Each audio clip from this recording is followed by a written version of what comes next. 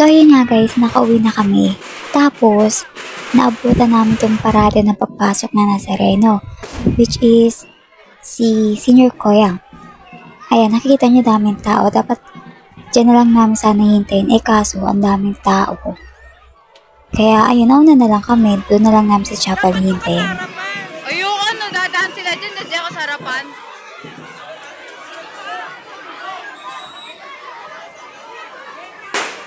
Matagalan tayo dito, ma. Dito ako nabilib guys kasi hindi naman yung batang to. Ayan, di ba? Makapag-video lang. Ang galing. Tinaig pa ako mag-video. Di ba? So, ayan. Nandito na kami sa chapel. Sila, mami, pumasok muna ng bahay. Tapos kami ng lola ko, naghintay muna. Tapos, ayan. Nakapasok na rin yung Nazareno. Pero, medyo meron pang something. Ewan ko nung meron bakit nila mapasok. Pero ayan, waiting pa din kami. Tapos maraming nagbubuhat eh.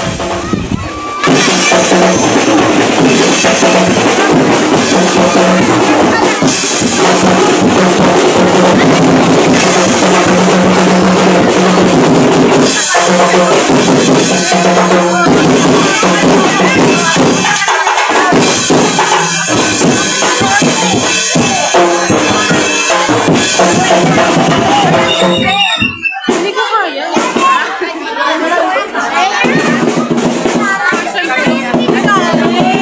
Nakabukas! Mawala na ako ng buhok! Ay, nasi Lola! Si Mama.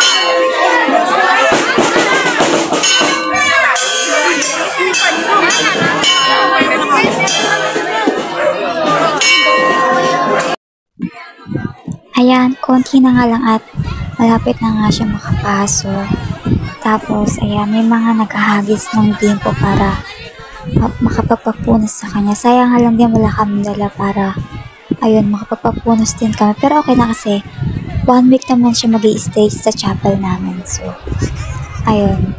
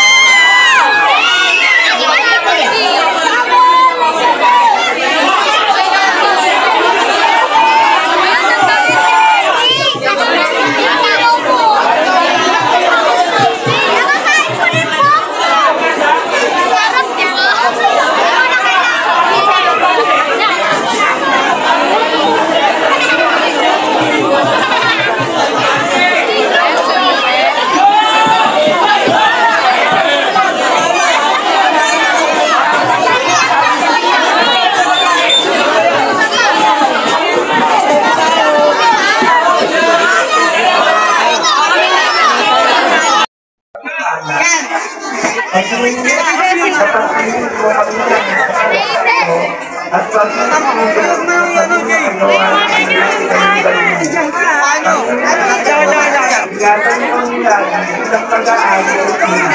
Pagpapunat man, dalawa. Ang malalim na masagamit ka at ang pangyayari mo. Para sa akin, ang pagsalita para lang sa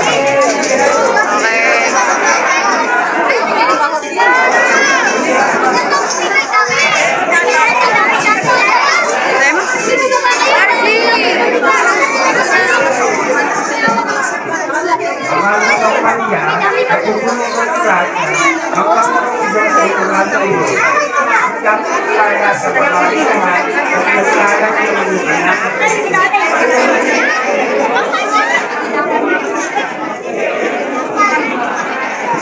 Luwalhana sa anak, kaanak, Diyos tayo.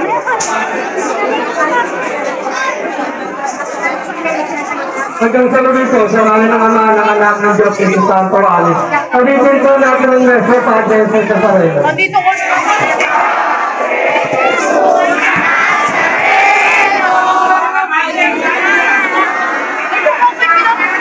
Hoy! Hindi na sa simbahan.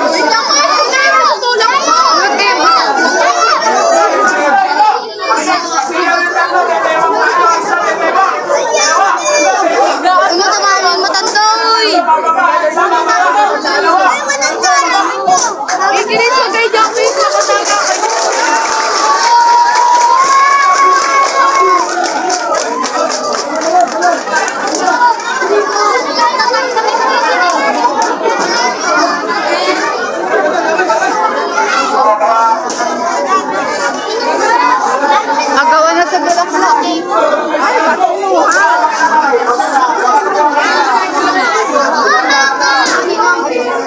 Magagawan sa bulaklak ang puta.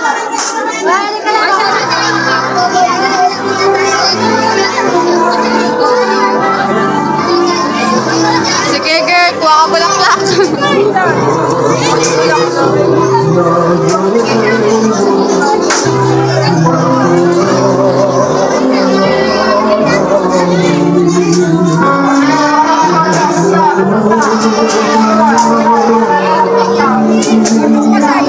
Ay, si Daddy, oh.